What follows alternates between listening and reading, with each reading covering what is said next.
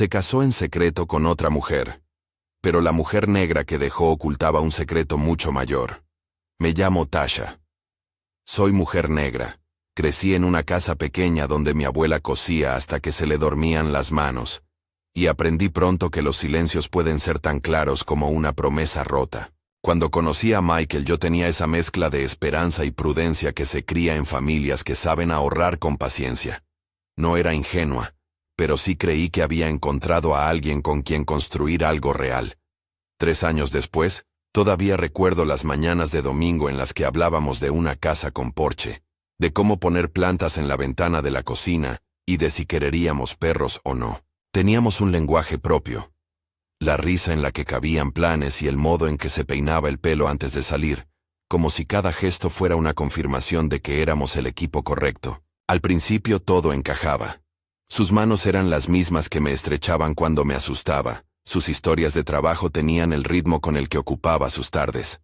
Pero con el tiempo, las piezas empezaron a tener más huecos. Una llamada que cortaba cuando yo entraba en la cocina. Un viaje que dijo que era por trabajo, y del que volvió con una colonia que no olía a aeropuertos. Mensajes que desaparecían cuando entraba a la habitación. No eran grandes explosiones, eran pequeñas grietas, una cena cancelada por sorpresa, un aniversario que salió en palabras pero no en hechos. Aprendes a justificar cuando amas. Te haces experta en encontrar excusas que calmen la inquietud. ¿No te ha pasado? Confías y te engañas a ti misma porque el amor pesa más que la sospecha. Antes de seguir necesito preguntarte algo. Si estuvieras en mi lugar, ¿qué harías al notar las primeras señales? Déjamelo en los comentarios, porque esa simple pregunta me derrumbó durante semanas, y quizá tu respuesta cambie a alguien que escucha esto ahora. Las alarmas crecieron en silencio. Hubo una mañana concreta que tengo grabada. Era octubre. El sol se colaba por las cortinas, y yo me servía café como todas las semanas. Michael me había dicho que tenía una reunión importante fuera de la ciudad, que volvería el domingo. Me quedé con la taza caliente, con la radio apagada, y sentí la necesidad absurda de mirar su teléfono. No para invadir, sino para confirmar si aquello era solo mi imaginación. No lo abrí. No lo toqué. Solo miré su tableta. Vi una notificación en la pantalla, y por algún fallo del destino, su dedo desbloqueó el dispositivo al apoyar la mano en la mesa. Había un montón de fotos en una carpeta suya que yo nunca había visto. No eran selfies, eran fotos de un día de ropa elegante, amigos, risas, y una foto en la que él besaba a otra mujer frente a un telón de fondo nupcial. Mi corazón se convirtió en una piscina de hielo. Todo el mundo ha contado alguna vez la imagen del golpe, la pantalla que parece más brillante, como si todo para recordarte la traición fuera iluminado. No salí corriendo ni grité. Me senté en el suelo, con la taza aún humeante entre las manos. Llamé a Cristina, una amiga nuestra, con la voz cortada. Ella me dijo que no sabía nada, que había visto un post en Instagram de alguien que estaba en la boda, una foto que ella, sin pensar, había compartido entre amigas. Cristina me envió el enlace. Michael, traje y corbata, besando a Jennifer. Jennifer, con un vestido que le quedaba como si estuviera hecho para ella. Y la leyenda. Finalmente. Para siempre. La sensación no es solo de engaño. Es una mezcla extraña de incredulidad y de vergüenza por haber vivido tan cerca de la mentira. ¿Cómo puede alguien casarse en secreto con otra mujer mientras finge una vida contigo? ¿Cómo pueden las personas a tu alrededor mirar y no decir nada?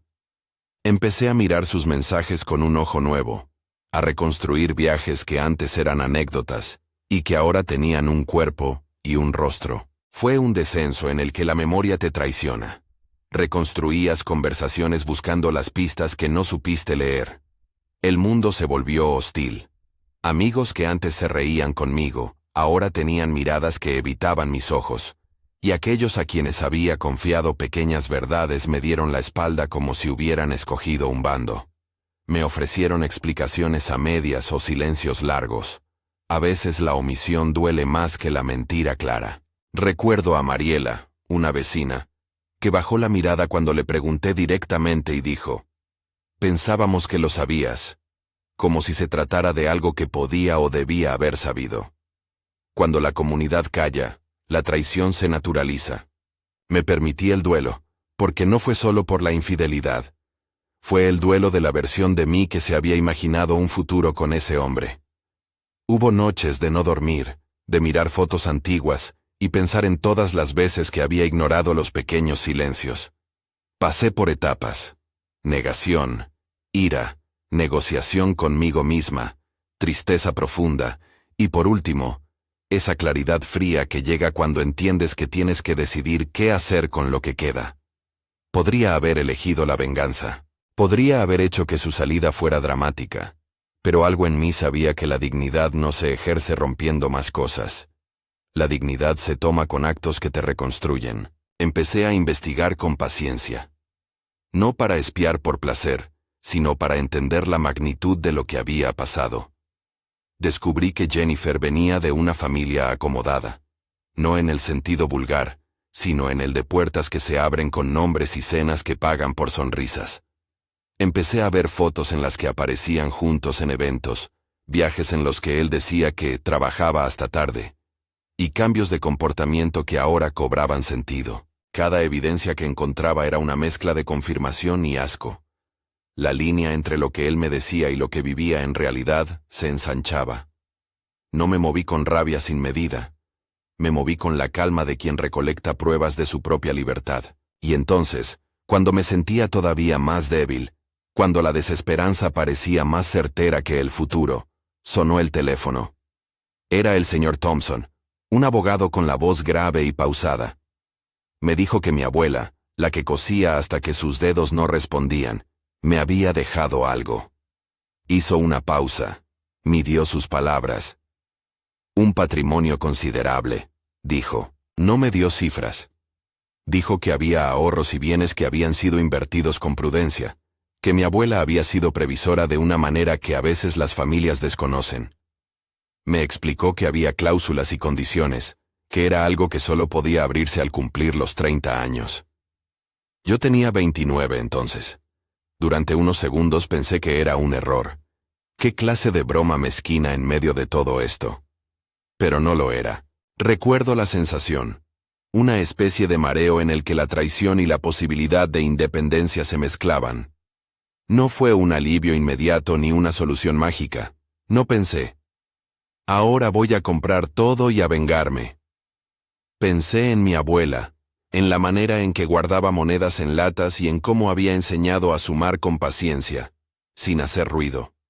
La noticia me dio aire donde antes había asfixia.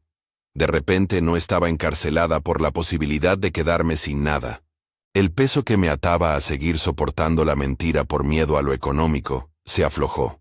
Cuando le conté a Michael que había hablado con un abogado, su reacción fue digna de estudio. Apareció una mezcla de sorpresa y cálculo. No me llamó por teléfono a modo de consuelo, sino con una oferta disfrazada de arrepentimiento.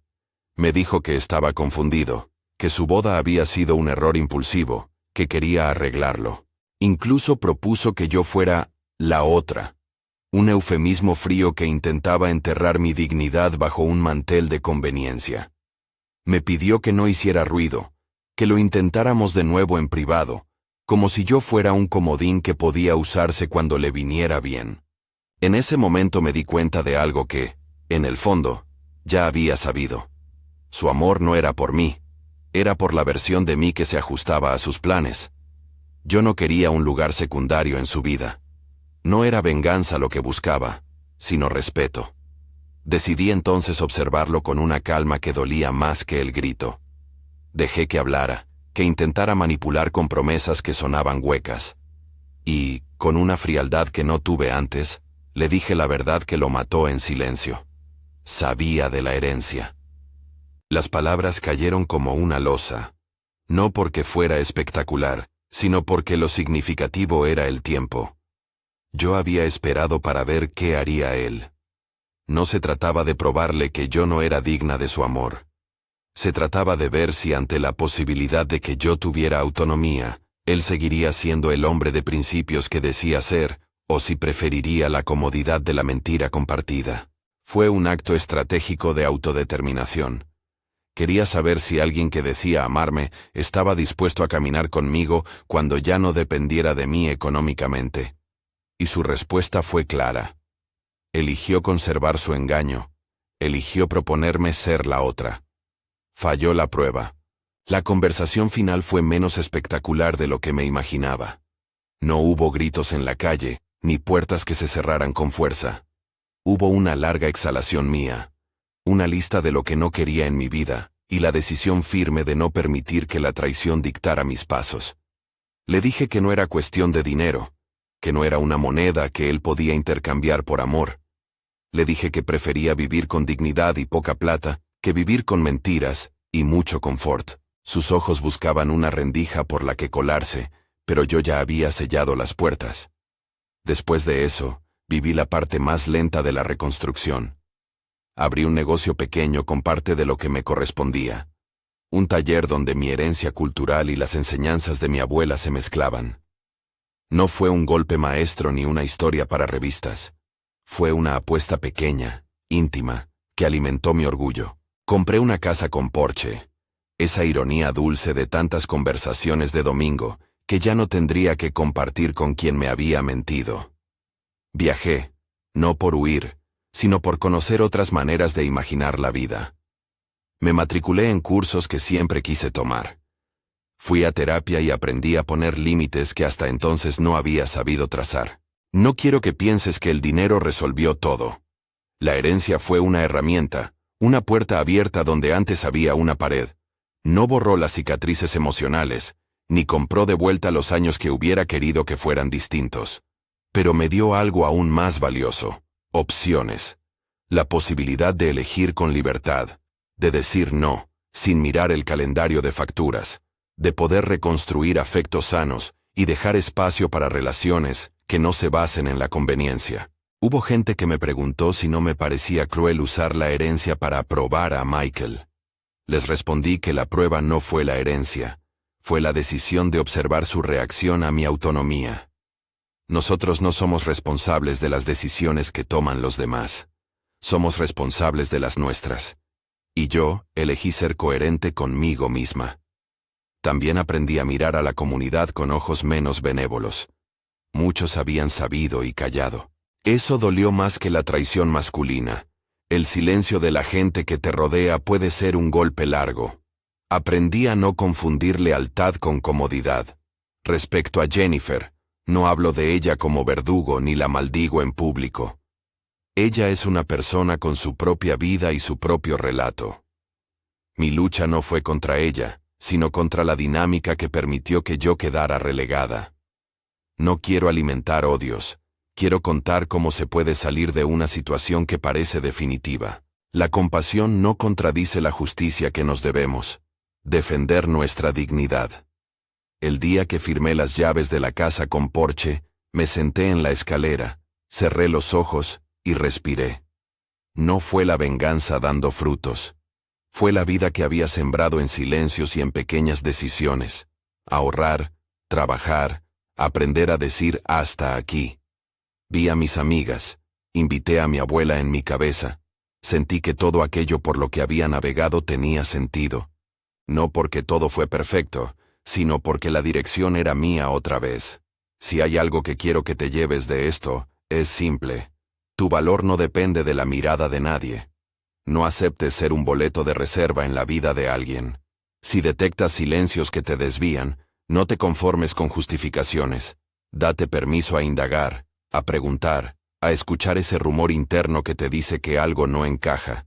Y si alguna vez recibes una oportunidad, sea por herencias, por trabajo, por suerte o por legado familiar, úsala para construir libertad, no para alimentar venganzas. La libertad dignifica, la venganza inevitablemente deja un vacío. Sé que al contar esto parece que todo se resolvió con un giro de trama, pero la verdad es que hubo trabajo detrás. Terapia, conversaciones dolorosas, despedidas de amistades que no fueron verdaderas, y el aprendizaje de cómo poner límites amorosos.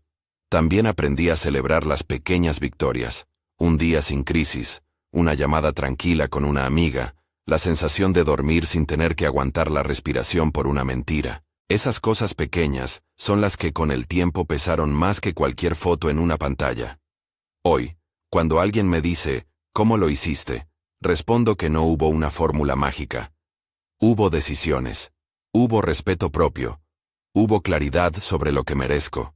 Y hubo un secreto mayor que el de su boda. Mi abuela había dejado no solo dinero, sino valores. Ese secreto me enseñó que hay herencias invisibles que nos sostienen. Resiliencia, la capacidad de coser una vida con hilos que no se ven. La dignidad de quien aprendió a no pedir permiso para ser feliz. Si estás pasando por algo parecido, recuerda esto. No eres menos por tener miedo, pero tampoco eres menos por dejar de fingir que todo está bien. Busca apoyo real, habla con alguien que te respete, y date tiempo para decidir. Y si la vida te da una oportunidad para ser independiente, considérala una herramienta para reconstruir, no un arma para herir. Antes de despedirme, quiero pedirte algo sencillo. Si esta historia te ha hablado de alguna manera, suscríbete para escuchar más relatos reales de gente que se levanta después de caer. Comparte esto con alguien que necesite escuchar que no estás sola.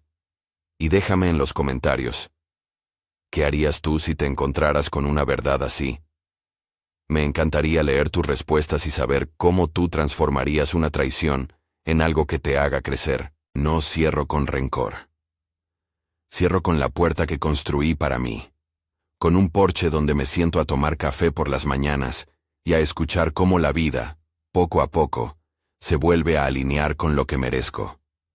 Si algo aprendí, es que la traición puede partirte, sí, pero también puede indicar el camino hacia una libertad que tenías dentro y no sabías reclamar.